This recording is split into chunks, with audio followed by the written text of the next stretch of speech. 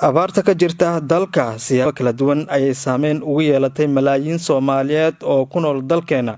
Dad ayaa u dhintay macluul ay sababtay abaartu, qoysas ayaa ku ceertoobay ama ku xoolo beelay. Qaarna xilligan ayay qorsheynayaan in deegaanadoodii ay kaga barakacaan maadaama abaartu ay ku daba dheeraatay.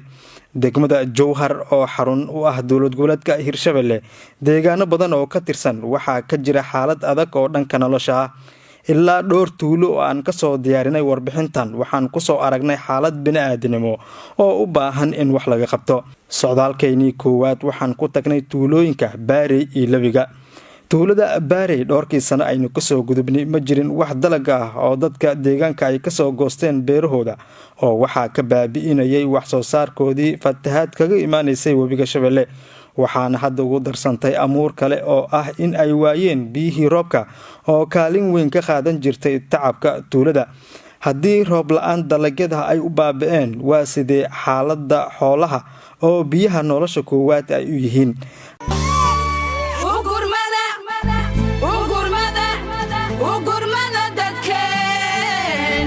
haddaba duruufaha kala duwan ee ka jira tuulada Baarey waxaan ka wareysanay gudoomiyaha tuuladaasi Daa'uud Yuusuf Muuse. haddii roobtii la waayey biyina la waayey waa meesha nolol xumo duqliyoonkii markaas meel loo dhaqaaqaayo oo tuulal bahaasana waxaa ku soo kordhay dad markaas awaaraha bannaanka jiri oo lo'oley ama xoolaaley lama kasoo barkacay jiinhuwi soo jiri.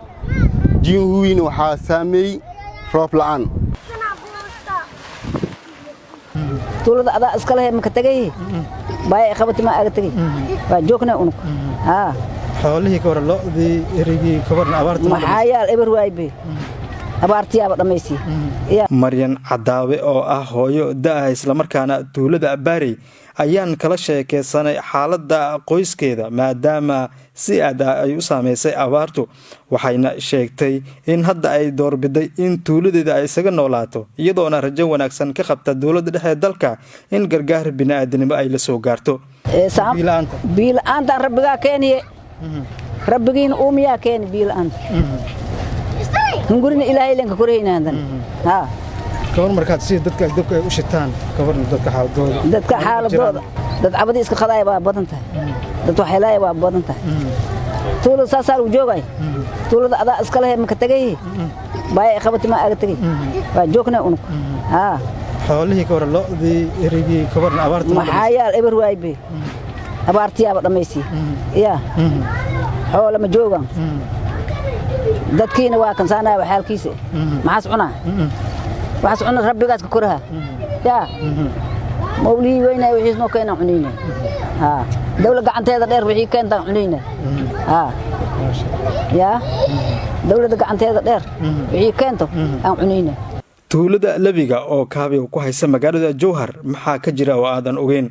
Lawiga dadka ku nool oo u badan xoolo dhaqato inkastoo ay ku jiraan beeraley waxay diris la noqdeen daruufo oo aan soo marin 30 sano aynu soo dhaafnay.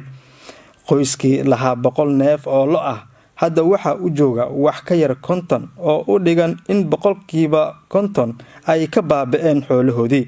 dadka deegaanka ayaa inoo sheegay ugu yaraan maalintii in moorada ama xerada xoolaha in ay ka saaraan 5 neef oo baqtiyay oo isugu jira lo iyo ari.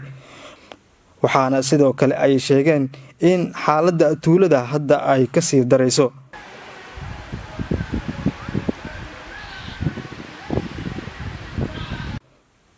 halkan waa kaamka badda cas xaafadda Hantiwadaag ee degmada Jowhar.